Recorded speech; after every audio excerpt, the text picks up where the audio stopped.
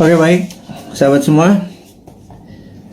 Assalamualaikum warahmatullahi wabarakatuh. Salam sejahtera, salam sehat semuanya, dimanapun sahabat berada saat ini di seluruh wilayah Indonesia, mulai dari Sabang sampai Merauke.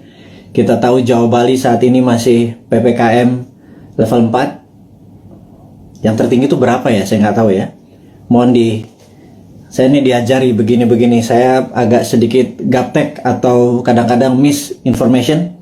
Level 4 itu tertinggi atau terendah? Saya kurang tahu, tetapi yang jelas level 4 itu mall belum dibuka kalau nggak salah, dan masih sama seperti yang selama 2 minggu atau 3 minggu terakhir kita mendapatkan di Jawa Bali. Jadi sahabat semua, kita tahu PPKM level 4 ini akan sampai tanggal 2 Agustus, dan hari ini informasinya yang terpapar sampai 45.000, naik lagi kemarin 28 ribuan, sekarang balik lagi ke 45 ribuan yang terpapar, dan ini sungguh sangat berat. Kalau hal ini terjadi, ini feeling saya aja ya, feeling saya sekali lagi, ini bukan sesuatu analisa atau dari data. Feeling saya kalau sampai tanggal 2 Agustus tidak juga turun, masih 30.000 sampai 40.000 yang terpapar, maka tujuannya sahabat semua ya, kita belum berbicara yang lain dulu, kita biar memahami kondisi saat ini. Jadi niat pemerintah mengadakan PPKM yang saya sampai sekarang lupa artinya apa gitu, mohon maaf, ngapunten pisan, ngapunten. Jadi yang jelas adalah kita waktu awal-awal Juli itu kita terpapar 30.000, 40.000, 50.000. Kemudian pemerintah berharap kalau itu turun sampai di bawah 10.000 yang terpapar per hari, maka itu adalah masa PPKM dilepas dan kita kembali berkehidupan sosial seperti biasa, normal gitu ya. Dan ternyata setelah kemarin PPKM itu gagal membawa ke angka 10.000, kemudian diperpanjang lagi, dan sekarang diperpanjang lagi setelah sampai tanggal 25, 26 diperpanjang lagi, sekarang diperpanjang lagi sampai 2 Agustus. Nah, yang diharapkan adalah dengan PPKM itu adalah pergerakan manusia, human movement adalah di bawah 50%. Tapi kalau bisa 70%. Tapi apa daya, faktanya hanya 15%, alias yang 80-an persen masih bergerak seperti biasa. Karena itu tidak ada perubahan yang signifikan, walaupun cukup ketat di sana sini membatasi, tetapi agaknya perut lapar dan kebingungan akan rekening di bank dan kantong menipis itu membuat logika beberapa sahabat kita yang 80% ini nggak bisa diam gitu ya, sangat bisa dimengerti. Dan pemerintah berat sekali kalau masih 15% yang berada di rumah, kemudian dicoba perpanjang lagi, dan faktanya hanya 20%-an yang berada di rumah, alias yang 80%-an masih keluyuran keluar, walaupun makanan, bisnis sudah tidak banyak dibuka lagi. Dan masukan dari beberapa teman yang dulu pada saat di rumah dia pakai Gojek, pakai GoFood, pakai pesan-pesanan online, food online, ternyata rekening bulanannya meledak. Tidak bisa juga dia belanja tiap hari pakai food online, dan ini membuat mereka mengurangi belanja online. Dan yang terjadi adalah banyak pengusaha yang pivot dari manual pindah ke digital, juga tidak dapat penjualan yang baik. Akhirnya banyak orang sekarang masak makanan di rumah. Jadi pebisnis yang tadinya pivot sebentar ternyata tidak survive juga. Itu adalah fakta-fakta yang terjadi. Jadi saya rangkum bahwa yang diharapkan adalah 50% orang berada di rumah, faktanya hanya 15%. Sampai 2 kali perpanjangan PPKM, tidak turun juga sampai di bawah 10.000, masih 40.000 yang terpapar per hari, 45.000 hari ini. Dan kalau begini terus sampai tanggal 2 Agustus, maka kemungkinan besar PPKM ini akan diperpanjang, baik itu di level 4 atau level 3. Cabenya mungkin pedesannya agak berkurang, tetapi kita harus melihat fakta. Sebentar lagi 17 Agustus gitu ya. Di sini masyarakat bergerak lagi. Jadi kalau itu bergerak lagi, masyarakat bergerak lagi, itu tidak pernah turun-turun di bawah 10.000, dan berita buruknya PPKM akan berkepanjangan. Jadi saya pikir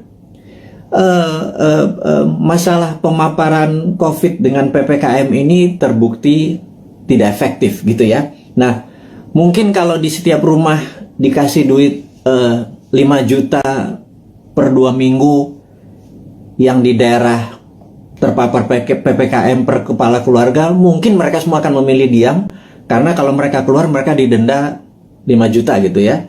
Kalau di dalam rumah dikasih 5 juta, jadi kalau keluar rumah di charge 5 juta. Mungkin orang Indonesia tuh memang mungkin jangan-jangan nggak bisa dipanis atau nggak bisa dihukum. Yang orang Indonesia tuh cocoknya adalah diberi hadiah atau diberi insentif. Jadi ya kepada kepala negara, pejabat saat ini, ya mbok pakai alternatif kedua, jangan dilarang. Kasih aja sudah duit, kasih vitamin gitu ya.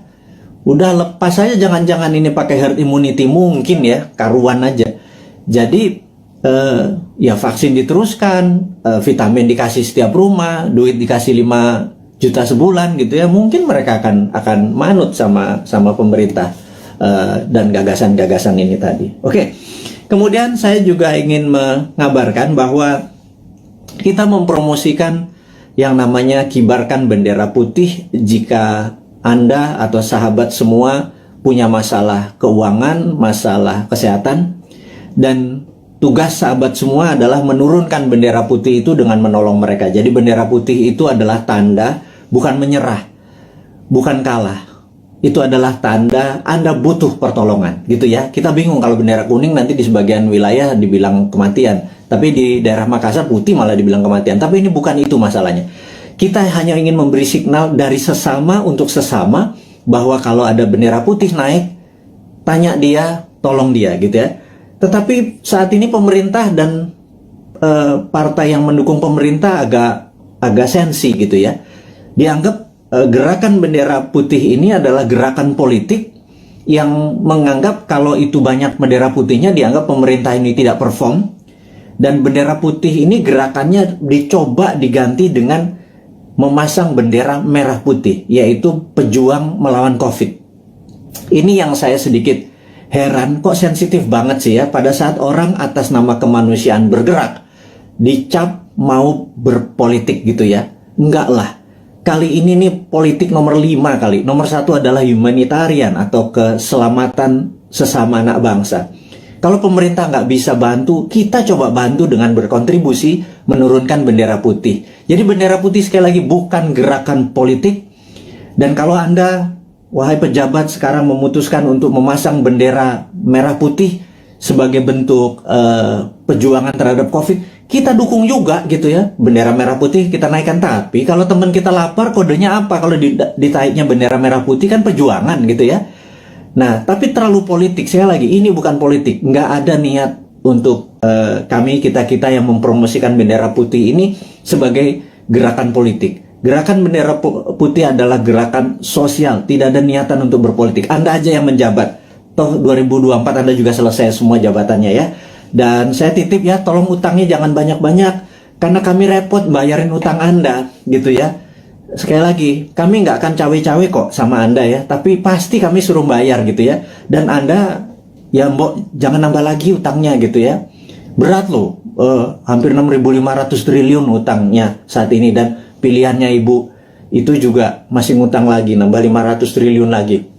Itu kalau hampir berapa ya, kalau nanti di akhir masa jabatan hampir 10.000 triliun. Itu kalau bunganya 5% setahun itu 500 miliar, hanya 500 triliun hanya untuk bayar bunganya.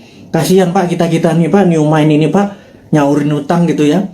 Anda dapat nama sama pestanya, kita yang nyuci piring Pak. Ya kasihan dikit lah, kasihan dikit buat anak-anak New Mind yang nanti berkuasa ini ya Pak ya. Jadi wahai pejabat, sekarang Anda boleh lakukan apapun, tolong jangan nambah utang gitu ya.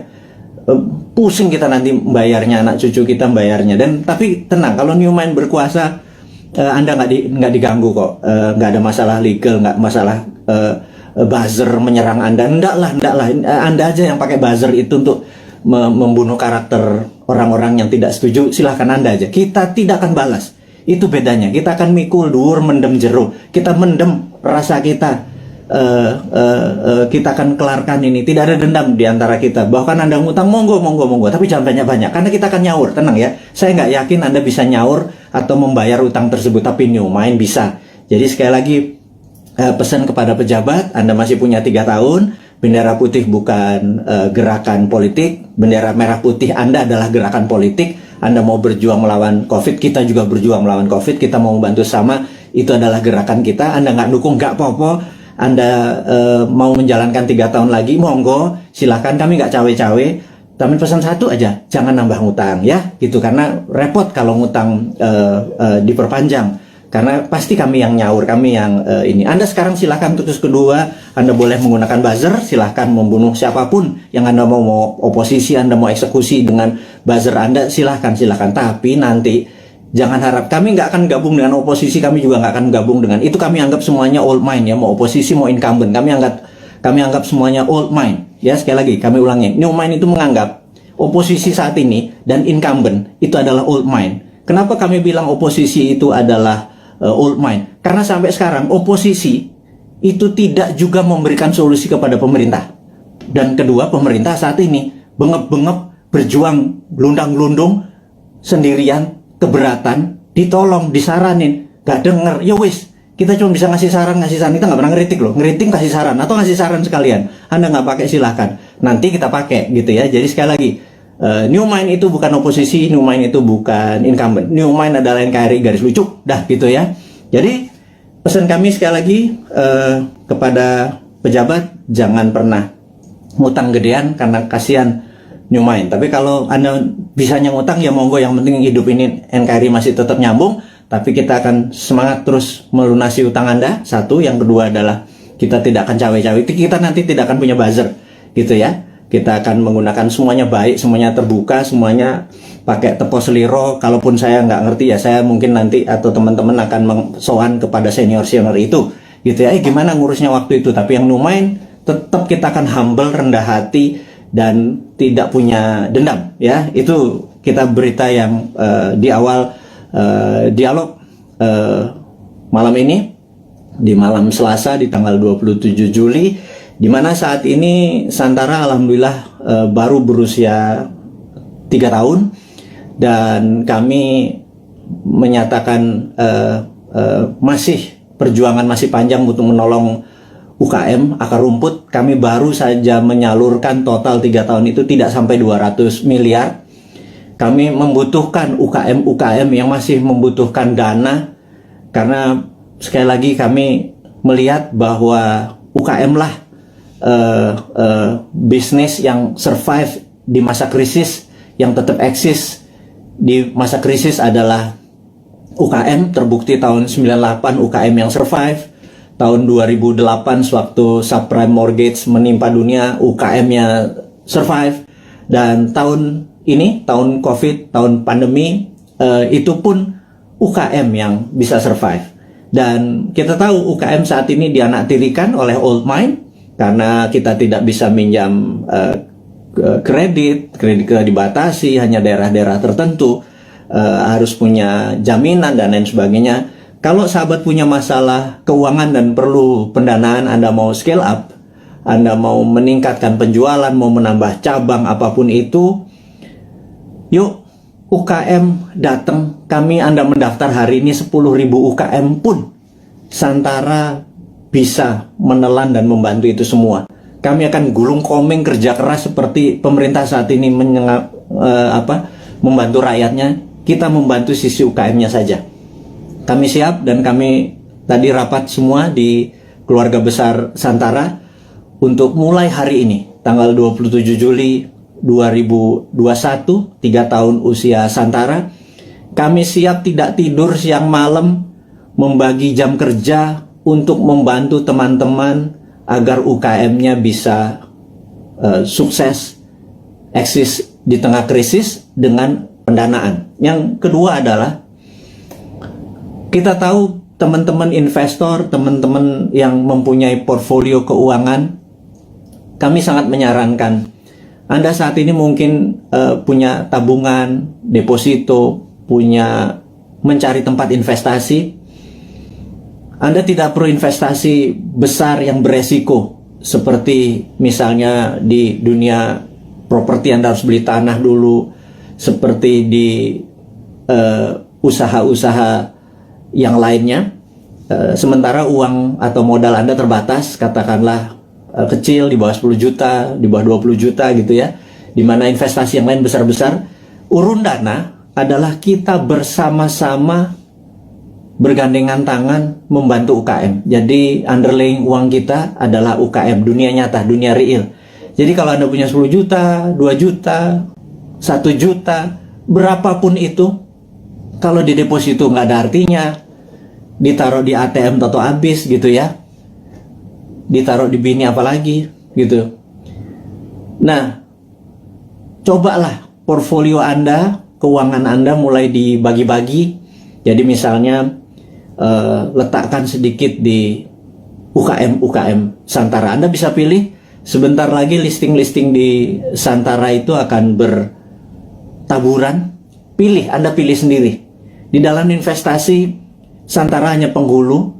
Santara tidak membuat menyarankan ini yang baik, ini yang buruk. Anda sebagai investor lah yang berhak memilih pasangan Anda. Kalau Anda adalah cowok investor, maka UKM adalah ceweknya gitu ya. Cari yang cantik, yang pinter, yang terus belajar gitu ya, untuk jadi pasangan investasi Anda.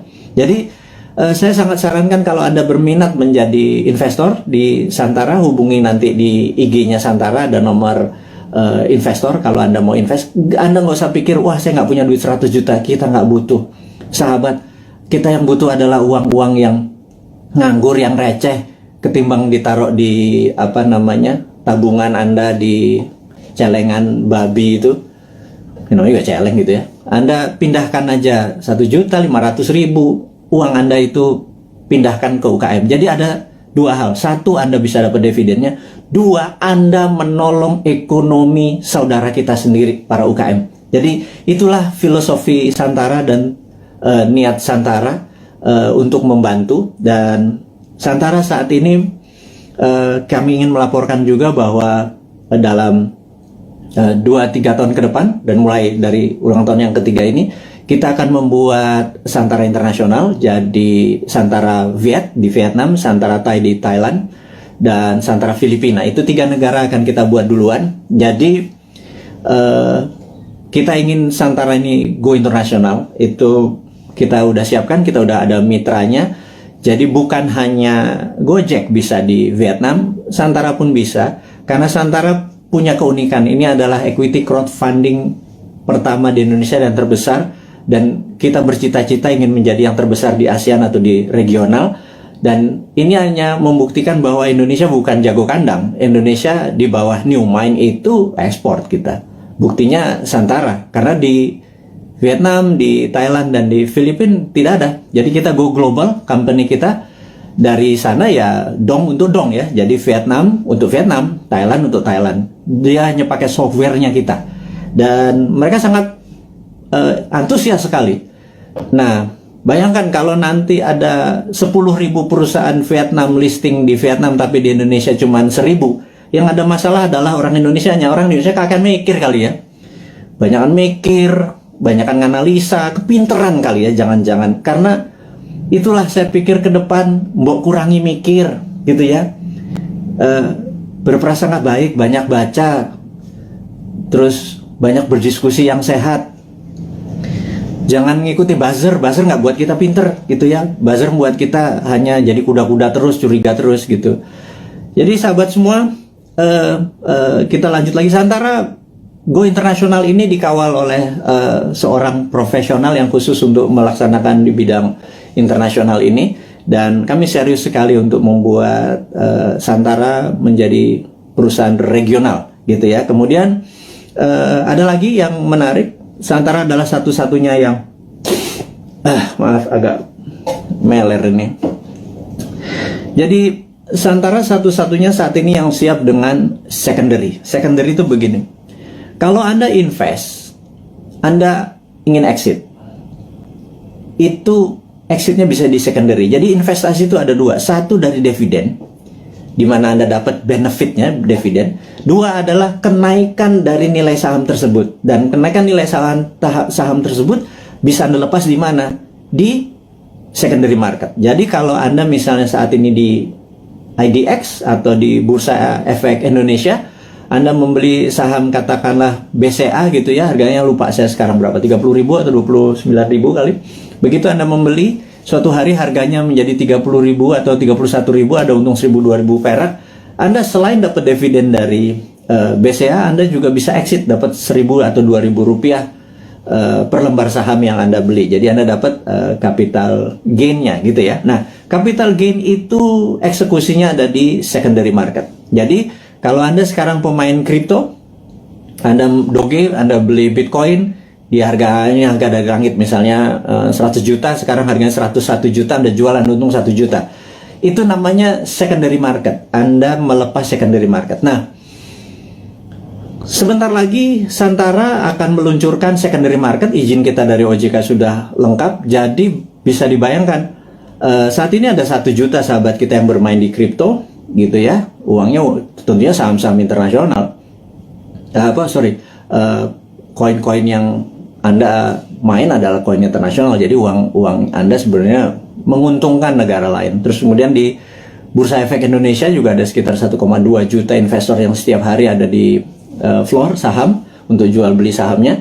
Dan kita berharap sewaktu Santara secondary-nya dibuka, itu adalah teman-teman yang portfolio keuangannya tadi bermain mengharapkan capital gain, Anda bisa menolong UKM karena yang Anda beli adalah saham UKM. Benar-benar ada sektor realnya, yaitu membantu sahabat UKM di Indonesia. Dan apa yang terjadi kalau di Vietnam, Thailand, dan Filipina kita bisa bersama-sama, ini terlalu mulus kalau kita bilang sekarang ya. Anggap 3-4 tahun lagi lah sampai 2026, 2027. Itu kita akan menjadi the biggest bursa UKM di dunia. Dan ini akan membuktikan bahwa Indonesia sekali lagi bukan jago kandang. Indonesia memang layak 2045 menjadi superpower country. Sekali lagi, Indonesia tahun 2045 layak menjadi superpower country. Sayangnya saat ini ya, sudah 20 tahun kita dipimpin oleh 3 kepala negara. Kita belum juga per hari ini menjadi negara superpower ya. Saya sengaja membuat kata-kata ini untuk semua berpikir, bukan mengkritik, bukan ngeledek, bukan nyinyir, tetapi sebuah realita. 3 tahun kita dengan Ibu Mega, kemudian 10 tahun kita dengan Pak SBY, kemudian ditambah saat ini Pak Jokowi 7 tahun. Jadi total 20 tahun. Pertanyaannya, apakah Indonesia sudah menjadi negara superpower dalam 20 tahun? Jawabannya, kita masih negara pengimpor, kita masih negara penghutang, kita masih bergantung yuan dan dolar. Apakah itu dikatakan negara superpower? Gitu ya. Defisit neraca perdagangan kita sama Tiongkok membesar gitu ya. Produsen kita juga bukan barang-barang yang nilai tambah, tetapi masih bahan baku atau komoditi. Apa yang terjadi? Ini loh yang kita mau tanya. Wahai sahabat semua, yuk kita mikir bersama ya. Kita mikir bersama. 20 tahun kita sudah dipimpin oleh pemimpin besar. Ibu Mega adalah pemimpin wanita yang powerful. Pak SBY gitu ya, juga sangat powerful. 10 tahun dia memimpin. Kemudian Pak Jokowi juga sangat powerful. Sudah 7 tahun dan masih 3 tahun lagi. Total 20 tahun saat ini. Pertanyaannya kita, apakah sudah jadi negara superpower? GDP per kapita waktu Bu Mega itu adalah 1.700. Kemudian sama Pak SBY dibikin sekitar 3.700. Kemudian saat ini Pak Jokowi naik 15% lah. 7 tahun naik 15%. Jadi sekitar 4.000-an gitu ya. Kalau Pak SBY naiknya 220%. Kemudian Bu Mega naik sekitar 15% 3 tahun. Jadi saat ini kita ulangi lagi. Apakah Indonesia menjadi negara superpower selama 20 tahun 3 presiden ini berkuasa? Nah, kemudian di 2024 para calon-calon yang ada itu genre politiknya adalah mirip dengan ketiganya. Misalnya kita sebut aja Pak Prabowo ya, dia adalah ke Ibu Mega gitu ya. Kemudian ada AHY mungkin ya, itu dia ke arah apa namanya, Pak SBY. Kemudian ya ada nama-nama seperti Pak Ganjar, Erick Thohir dan lain sebagainya, seperti istana sekarang atau Pak Jokowi genrenya. Apakah dengan mereka menjadi presiden 2024 sekarang yang ada di etalase politik sekarang ini, apakah selama 20 tahun ke depan akan membuat Indonesia menjadi negara superpower? Tanya deh, gitu ya. Anda kan ngefans tuh ya sama Pak Ridwan Kamil, ngefans sama Pak Ganjar. Nggak salah ngefans sama mereka. Saya juga ngefans loh, teman saya semua gitu ya. Tanya, 5 tahun dengan mereka, 10 tahun dengan mereka itu akankah membuat Indonesia menjadi negara superpower gitu ya? Nah, pertanyaan berikutnya. Emang ada negara dalam 20 tahun menjadi negara superpower gitu ya? Itu kan, ini Sontoloyo ngomong doang lu si Bosman ini, emang ada negara dalam 20 tahun menjadi negara superpower? Oke. Saya ini saya pembaca buku cukup gila gitu ya, dan dari video IG live terakhir dan hingga saat ini saya lagi membaca buku Deng Xiaoping the Transformation of China dari Ezra Vogel. Bukunya 700 halaman, saya baru baca 500 halaman. Very powerful sekali Deng Xiaoping ini. Dan ini yang saya mau ceritakan, apakah dalam 20 tahun emang ada negara menjadi superpower? Oke, jawabannya adalah begini. Sahabat semua, di tahun 1918 Perang Dunia Pertama berakhir. Dan disitulah Jerman kalah perang. Jerman harus menanggung hutang atau biaya Perang Dunia Pertama yang rusak tadi ke negara pemenang perang. Jadi sudah Jermannya miskin, Jermannya harus membayar kerusakan yang dia buat. Jadi Jerman kalahnya 2. Udah rata tanah di Jermannya, Jerman harus bayar utang. 1918. Kemudian 1933 Jerman menyerang Polandia. 36, 39 masuklah Perang Dunia Kedua gitu ya, sampai tahun 45. Udah, kita sederhanakan aja. Dari 1918 sampai 1938 itu 20 tahun. Jerman menjadi negara superpower. Betul nggak? Dia bisa mengalahkan Eropa kok dalam 20 tahun dari negara miskin, dari nol. Pertanyaannya, apakah waktu Jerman selama 20 tahun itu untuk menjadi negara superpower, Jerman ngutang IMF? Jerman minjem yuan? Jerman pakai teknologinya Tiongkok? Mikir nggak tuh? Ada nggak sih yang mikir? Apakah Jerman dagang? Jual 10 modal 5. Untung 5 ditabung untuk membangun Jerman yang modern, membuat alat perang yang kencangnya bukan main, membuat kekuatan militer dan bangunan terbesar di Jerman hanya dalam 20 tahun. Saya ulangi lagi, pakai IMF, pakai ngutang, pakai yuan, enggak kan? Oke, mulai nemen ini Bosman ini kalimatnya, nyindir tapi ya biar logik lah. Pengagum-pengagum pejabat sekarang tuh biar mikir gitu lah. Bukan saya ngenyek gitu ya. Saya cuma ngingetin. Karena nggak ada yang tahu tuh, nggak ada yang ngomong juga gitu ya. Apa karena terlalu sibuk saat ini banyak cuan yang mereka harus bagi-bagi sehingga lupa belajar gitu ya. Ya wes, Bosman aja yang baca, Bosman yang belajar, saya kasih ke teman-teman semua gitu ya. Berikutnya adalah Jepang. 1945 Jepang rata tanah.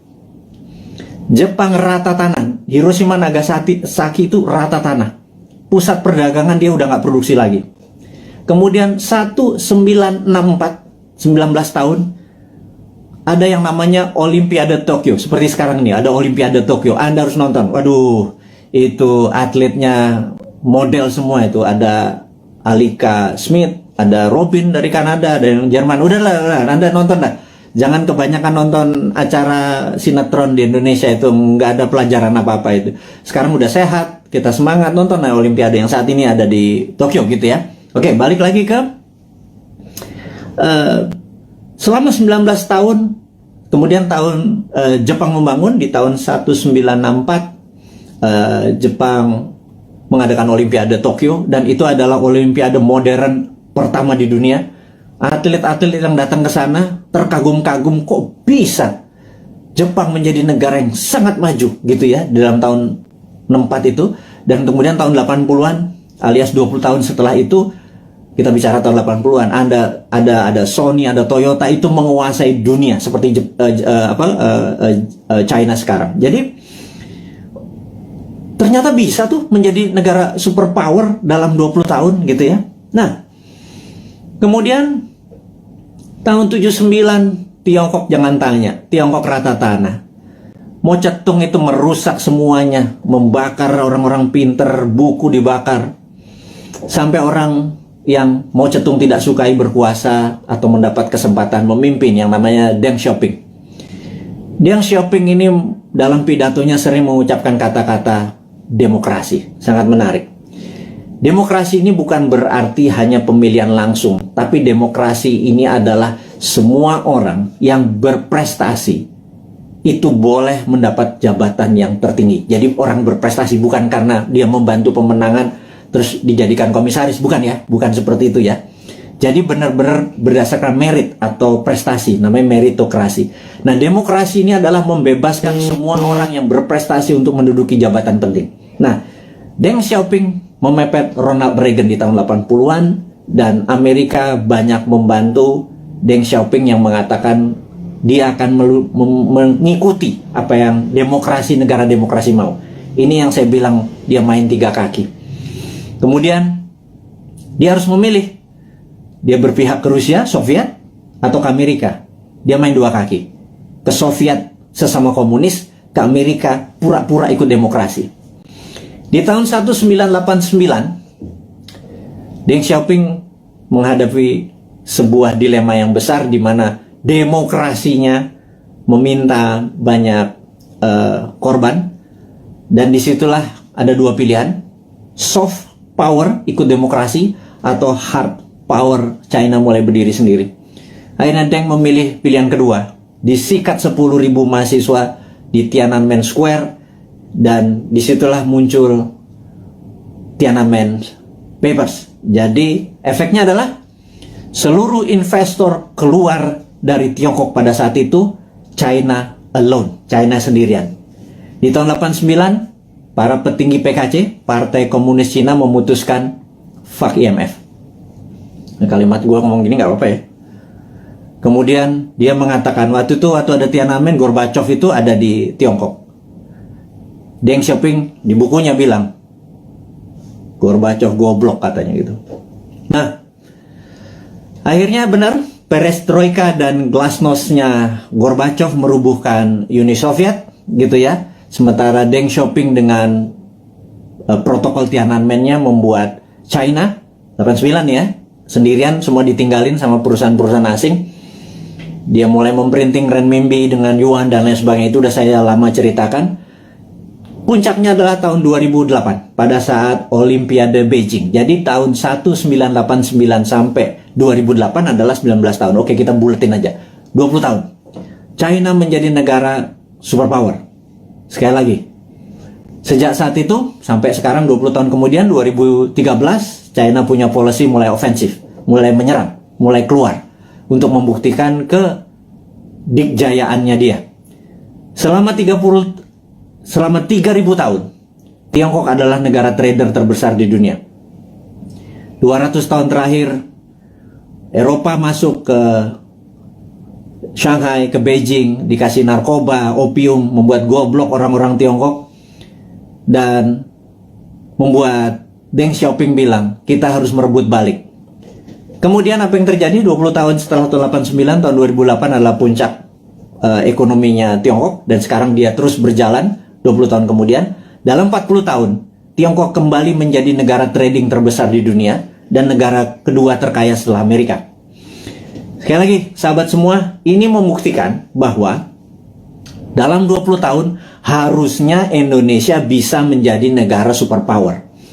Setidaknya road to become superpower country. Nah, 3 tahun Bu Mega, 10 tahun Pak SBY, dan 7 tahun Pak Jokowi, dia sudah do the right thing. Sekali lagi, sudah do the right thing.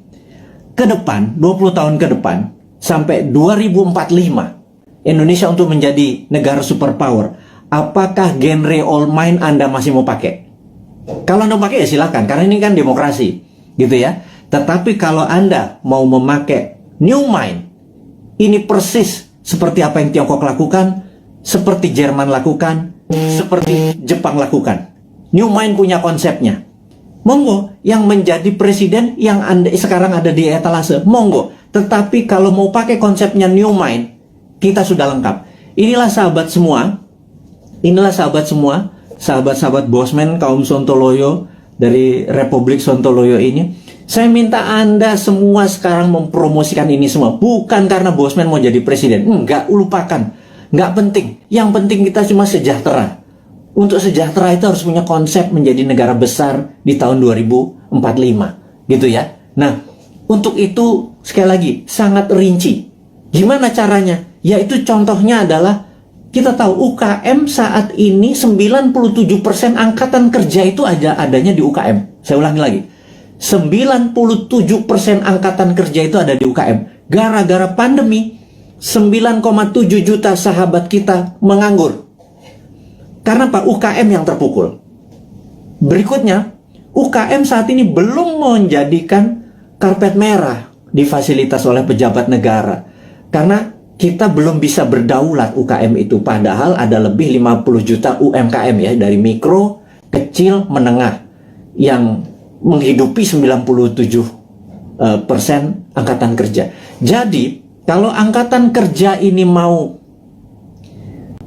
mendapatkan lapangan kerja, bukan perusahaan besar yang dikasih pendanaannya, tetapi perusahaan UKM, gitu ya. Nah, Santara saat ini hadir untuk membuktikan bahwa konsep new mind itu berjalan. Dari kita untuk kita, dari sesama untuk sesama. Ingat, bendera putih adalah dari sesama untuk sesama. Kita nggak perlu IMF, kita nggak perlu Yuan, kita nggak perlu Jepang, kita nggak perlu Amerika, kita nggak perlu Tiongkok. Setuju ya? Dari kita untuk kita, itu bendera putih. UKM juga harusnya dari kita untuk kita. Jadi investor receh masuk 2 juta, 200 ribu, 500 ribu. Tolong angkat itu UKM. Ada jutaan UKM yang mau kita angkat. Ada jutaan sahabat kita juga punya duit nganggur gitu ya. Gabungkan semua. Santara hanya platform. Santara bukan membuat UKM besar. Yang buat UKM besar ya para UKM-nya. Yang buat kaya adalah investor itu pilih UKM yang benar. UKM itu marginnya itu jauh lebih besar dari perusahaan-perusahaan besar. UKM itu untungnya bisa 30%, 40% gitu ya. Dan inilah yang saya harapkan teman-teman portfolio keuangan Anda. Sekali lagi, bagilah kalau Anda punya 10 juta, 9 juta Anda taruh dimanapun boleh. 10%-nya taruh deh di UKM. Anda membantu UKM, 10% membantu UKM. Kalau saat ini uang beredar adalah 6.000 triliun, 10%-nya masuk ke UKM atau 60 triliun. 60 triliun itu untuk menghidupi UKM itu adalah dari kita untuk kita. Itu kita negaranya berdikari, nggak kita jadi ekspor, kita nggak ngutang gitu loh. Nah, sahabat semua, di ulang tahun Santara ketiga dengan berapi-api si Bosman Sontoloyo ini ngapunten minta izin tanpa niat menyinggung siapapun, tetapi kita mengkritik diri kita sendiri bahwa yuk 20 tahun kita ucapkan terima kasih kepada pemimpin-pemimpin kita yang telah membawa kita ke saat ini, kita masih utuh negaranya, dan ke depan kita harus mempunyai konsep baru. Konsep baru ini adalah yang kita akan lakukan adalah membangun akar rumput, gitu ya. Membangun akar rumput ini adalah bisnis akar rumput kita bantu, adalah investor akar rumput kita bantu. Jadi itu adalah informasi, dan ini terakhir berita internasional. Jadi ada 3 step tadi ya, lokal tentang pandemi, bahwa kita belum melihat pandemi ini akan berakhir sampai habis 17 Agustus sampai Agustus, belum melihat. Kalau ditambah tadi masih itu, jadi kita harus melakukan strategi-strategi. Tetapi, nah ini kita harus bicara tidak selalu sisi negatifnya. Selalu setiap itu ada key, setiap jatuh itu ada naik gitu. Setiap jatuh pasti ada peluang. Nah, sahabat semua, kita mau mengingatkan bahwa kapan moment of greatness dari Indonesia itu. Moment of greatness adalah mulai Oktober 2022. Bukannya jauh ya, itu angka dekat sekali. Kenapa? Karena G20 akan diselenggarakan bulan Oktober di 2022. G20 ini adalah government 20 negara akan hadir, di mana saat itu ini adalah moment of greatness dari bangsa Indonesia untuk membuktikan bahwa kita negara yang layak untuk dijadikan tuan rumah.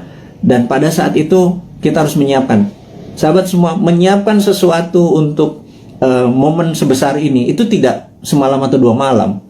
Itu menyiapkannya dari sekarang ini. Jadi peluangnya besar sekali. Dan kita mau minta deal dengan dengan Pak BUMN, Pak Erik, dengan Pak Sandiaga Uno untuk acara G20 itu 80%-nya adalah UKM yang memberikan kontribusi bantuannya gitu ya. Nanti kita akan deal bersama-sama nih. Kemudian ada berita internasional sekarang. Kita mau duluan. Nomor 1 adalah kita menginformasikan bahwa kemungkinan besar Biden akan resign. Nah ini Bosman nih kalau ngasih informasi ini rada-rada langitan sedikit. Bukan apa-apa. Karena berbisnis, bernegara, itu kita bukan hanya menyadari kekuatan politik lokal atau minat dari lokal, bahwa kekuatan asing itu patut dipertimbangkan, gitu ya. Dan kita tahu cara berpolitik 7 tahun terakhir ini kental politik lokal, gitu ya. Tidak peduli sama politik luar negeri. Bahwa misalnya kita sangat miring ke Tiongkok gitu ya. Seakan-akan di dunia ini negara cuma Indonesia dan Tiongkok gitu. 190 negara lain itu nggak kenal tuh. Emang ada negara Nauru ya. Emang ada Solomon Island ya. Emang ada negara Sri Lanka ya. Gitu ya. Ini saya suka heran gitu ya. Kok negara Tiongkok apa-apa Tiongkok apa-apa Tiongkok gitu ya. Nah, kita cuma mengingatkan itu kan old mind, cuma satu negara yang ada di kepala mereka. Kalau new mind negara itu 190 negara gitu ya. Nah, kita harus melihat bahwa kemungkinan besar Biden akan resign. Hanya sekedar mengingat bahwa kita tahu Trump waktu kalah itu ada yang mengatakan 4 negara bagiannya direkayasa, dan pada saat malam sebelum pelantikan Biden melakukan lobby, dan ini saya ceritakan kepada sahabat semua ke Pentagon. Dan Pentagon agaknya mempunyai limit terhadap Biden karena dia dianggap lemah dan Amerika tidak bisa menang perang lawan Tiongkok kecuali Biden dilengserkan dengan alasan kesehatan. Ya ini sekali lagi. Kemudian naiklah Kamala Harris, dan ini kuncinya, siapa yang jadi wakil presidennya Kamala Harris, that's the key. Saya nggak bisa kasih tahu sekarang karena saya emang nggak tahu. Tetapi ini harus menjadi perhatian sahabat semua, jadi bahan renungan bahwa oh iya, bernegara itu ada negara besar gitu ya. Karena dolar saat ini menguasai 65% transaksi dunia, dan itu namanya Amerika. Yuan saat ini cuma 1%-an yang namanya Tiongkok gitu ya. Terus kenapa transaksinya pakai yuan, kita juga nggak ngerti kadang-kadang. Terlalu pintar mungkin ya, karena banyak prestasi. Jadi kita yang nggak nyampe ilmunya. Oke, kemudian kita mau mengingatkan adalah begitu Biden nanti resign atas nama kesehatan, maka di sini Tiongkok yang mulai ketar-ketir. Jadi Tiongkok memang waktu kemarin PKC, Partai Komunis Cina, merayakan ulang tahun ke-100, Xi Jinping dengan retorik, dengan pidato yang orasi luar biasa, mengatakan bahwa akan memenggal kepala negara yang membuli Tiongkok. Dan ini kata-katanya sangat ofensif gitu ya. Jangan-jangan kalau gue yang jadi presiden udah dipenggal duluan sama dia, karena gue ngebully terus dia kan, gitu ya. Ngebully sebenarnya bukan anti Tiongkok. Kita akan terus bermitra dengan siapapun. Kita akan tiru bagaimana Tiongkok jadi besar, tetapi kita bukan negara yang dirugikan. Buktinya saat ini trading kita dengan Tiongkok adalah Tiongkok yang surplus, kita yang defisit.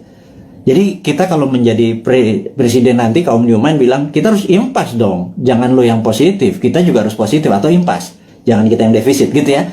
Tapi itu perlu strong lobbyis gitu ya, bukan yang mimpin lobbynya adalah diplomatik NKRI garis lurus, bukan trader gitu. Kalau trader ya negara untung rugi nggak peduli, yang penting kantong gue tebel gitu kan. Nah itu ya itulah, siapa yang masih memuja-muja orang-orang itu, Anda harus ingatkan. Suatu hari Anda tidak menjabat gitu ya. Nah, tapi ingat, kita bukan tipe balas dendam. Gitu aja bedanya New Mind. Kemudian kalau kedua, Xi Jinping mengatakan bahwa dia akan melakukan aneksasi Taiwan, Hong Kong dan Macau. Kemudian dia juga menyiapkan 100 silo dengan hulu ledak nuklir. Silo adalah tempat peluncuran roket berkepala nuklir.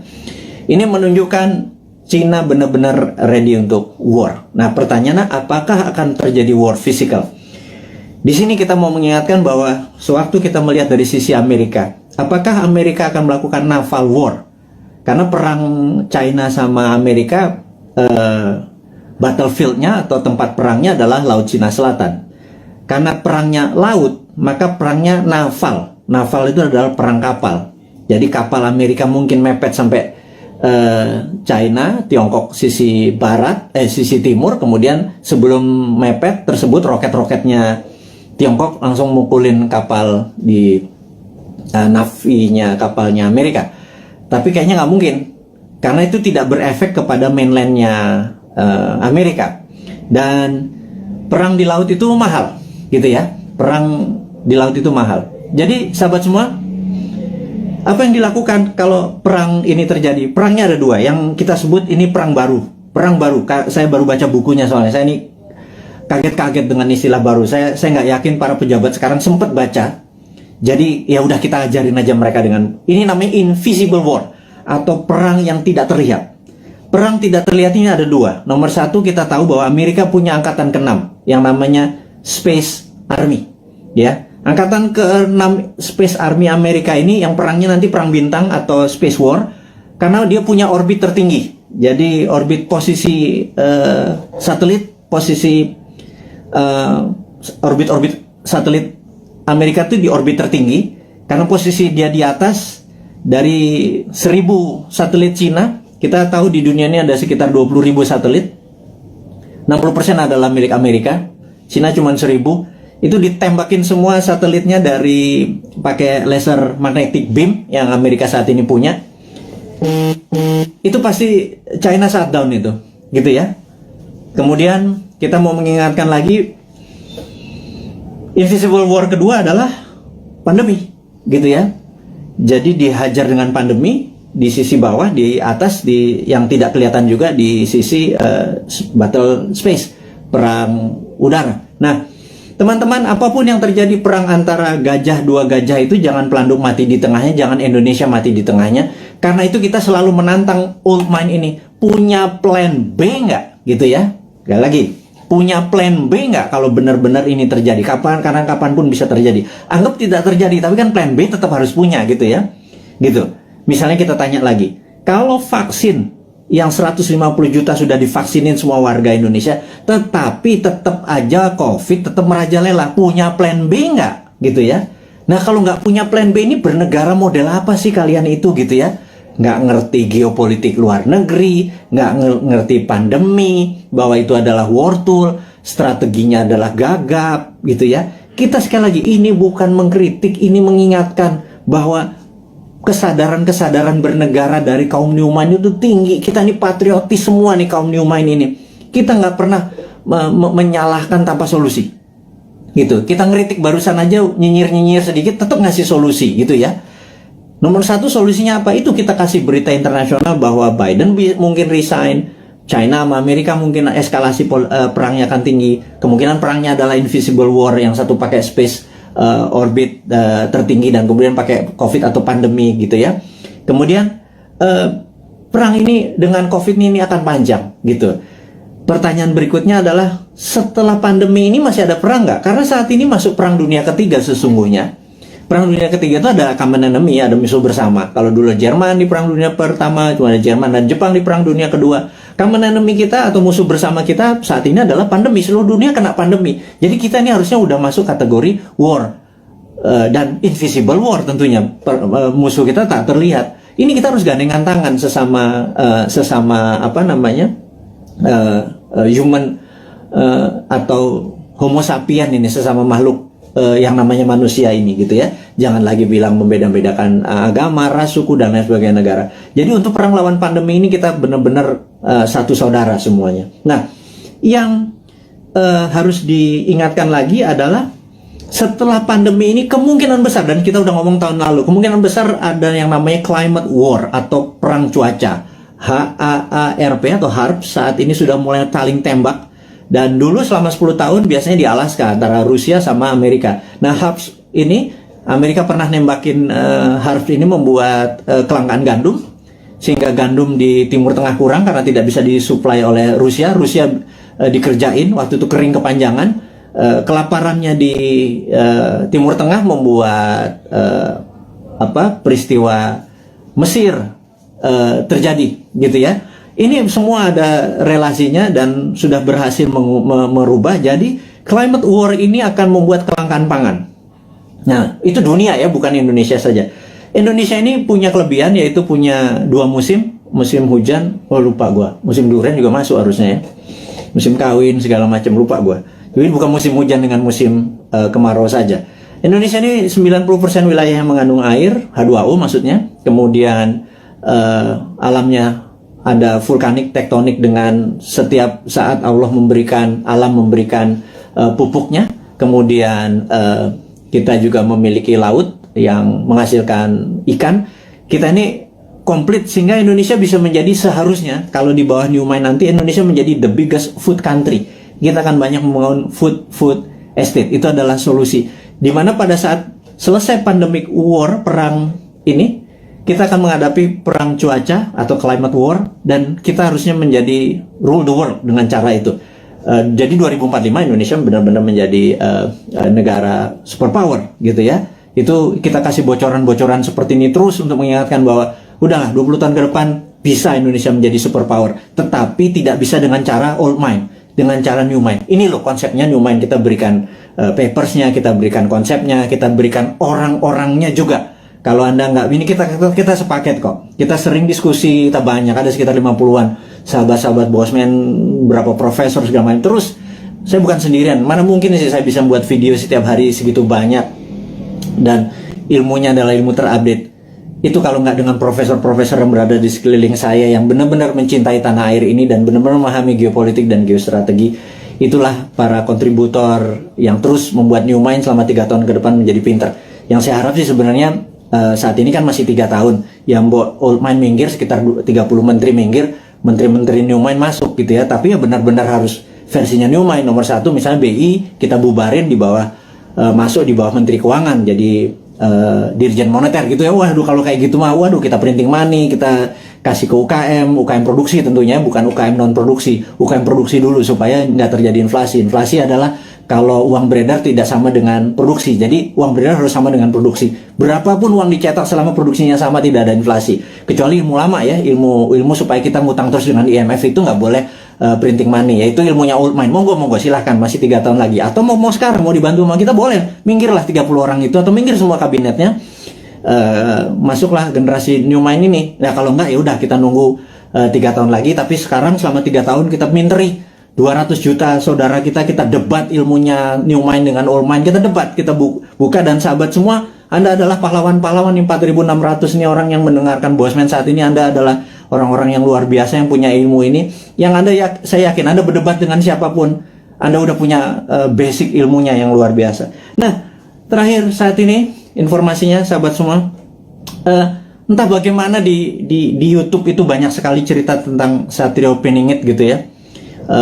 Ini saya mau meluruskan lagi. Satrio Piningit adalah dulu Jayabaya menyatakan pada saat ada goro-goro, dan corona ini dianggap goro-goro yang meruntuh lantakan dunia, ini akan muncul Satrio Piningit atau Satrio yang dipingit gitu ya, dipingit, diumpetin gitu ya.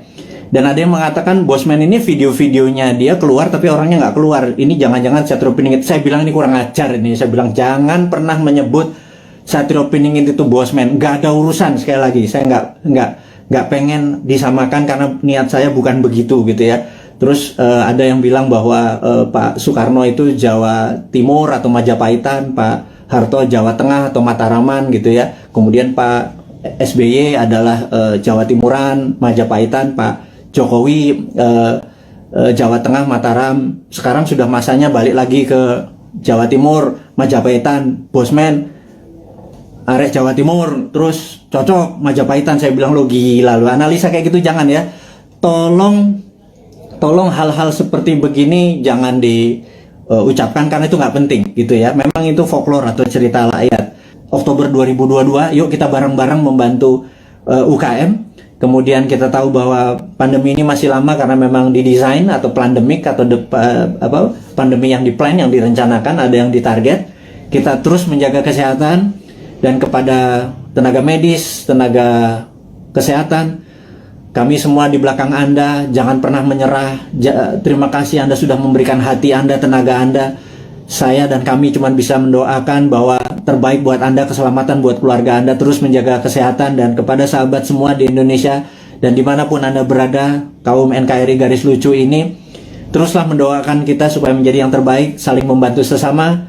Khairul kalam, saya ucapkan terima kasih. Wassalamualaikum warahmatullahi wabarakatuh.